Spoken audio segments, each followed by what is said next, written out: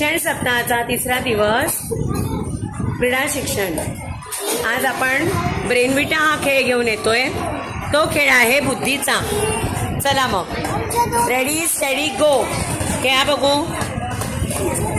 एकच गोटी शिल्लक राहिली पाहिजे, एवढं तुमचं डोकं चाललं पाहिजे या खेळात. बर बर, व्हेरी गुड. एकमेकांच्या विचाराने जर खेळलात तर त्याच्यामध्ये एकसंगता येईल आणि तुम्ही जिंकाल.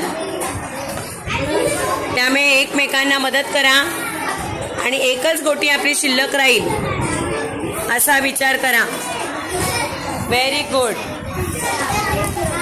किती राहिल्या? 2 गोट्या. Very good.